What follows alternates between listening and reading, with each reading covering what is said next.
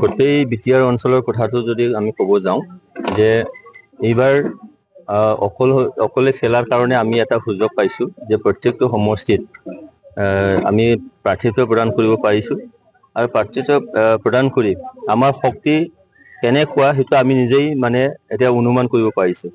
এই 40টা সমষ্টিত মই যিটো ষ্টিয়াৰিং কমিটিৰ চেয়াৰমেন হৈ প্ৰত্যেকটো সমষ্টিত মই তেনেকৈ গৈ আছোঁ, মিটিংবোৰ কৰি আছোঁ।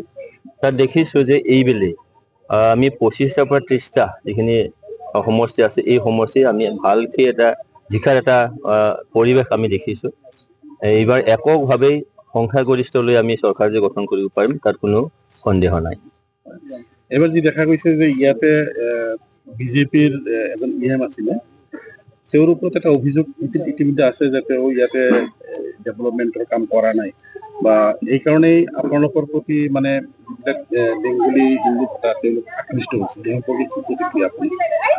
চাওক, তেখেতে 5টা বছৰ মানে EM হৈ যিখিনি যোৱা নিৰ্বাচন 2020 চনত এটা প্ৰতিশ্ৰুতি দিছিলে যে ৰাইজৰ মাটি বাৰী কাম কৰি দিব আৰু এটা এপোচ আগুৱাই তেখেতে এটা কথা কৈছিলে যে গাঁও কৰ্তন কৰাই দিব বুলি।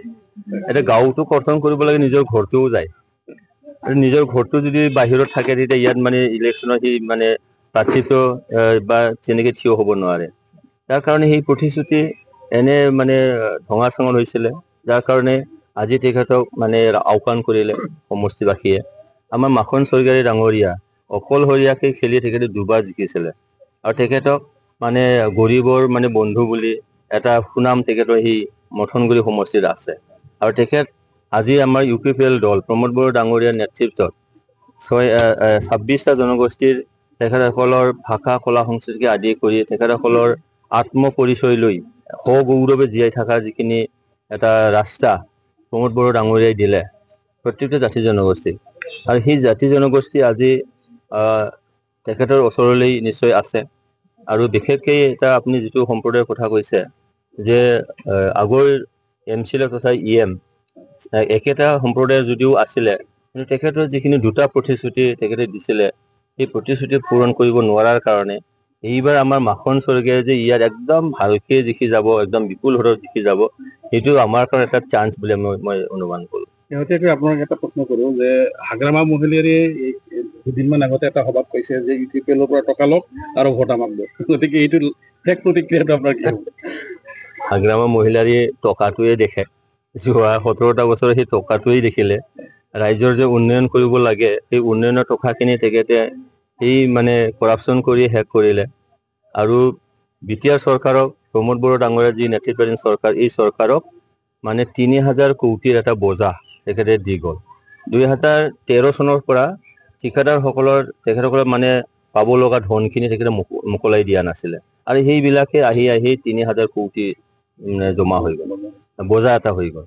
সেইকাৰণে হাগ্ৰামা মহিলাৰী ডাঙৰীয়া মই আহ্বান জনাব বিচাৰিছোঁ যে আপুনি টকাৰ কথা বাদ দি ৰাইজক আপুনি অহা 5টা বছৰ কেনেকৈ আগুৱাই লৈ যাব, জাতি জনগোষ্ঠী কেনেকৈ আগুৱাই লৈ যাব, তেখেতসকলৰ মানে যিখিনি জাতীয় সমস্যা সেইটো কেনেকৈ সমাধান কৰিব, আমাৰ যুৱসকলক কেনেকৈ লৈ যাব, আমাৰ মহিলা আইবাইসকলক কেনেকৈ তেখেতসকল সুবিধা দি স্বাৱলম্বী কেনেকৈ কৰিব, এই কথাটো তেখেতে চিন্তা কৰে। বিটিআৰৰ সংসদত এদিনো উপস্থিত নোহোৱা বুলি আমি গম পাইছোঁ। হয়, তাৰ কাৰণে আজি সমষ্টিবাসীয়ে তেখেতক মানে তেখেতক বিসৰ্জন দিবলৈ ওলাইছে। কাৰণ প্ৰথম যেতিয়া কাউন্সিলত তেখেতে শপত গ্ৰহণ কৰিব গৈছিলে, তাৰ পিছৰ পৰা যিমানকেইটা এছেম্বলি মানে বহিল তাত এবাৰো তেখেতে উপস্থিত হোৱা নাই, ভিতৰতো যোৱা নাই, বাহিৰতো তেখেতে মানে পাব্লিকৰ ওচৰত তেখেতসকলৰ সমস্যাক সমাধান কৰাৰ কাৰণে চেষ্টা কৰা নাই বা পাব্লিকৰ ওচৰত যোৱা নাই।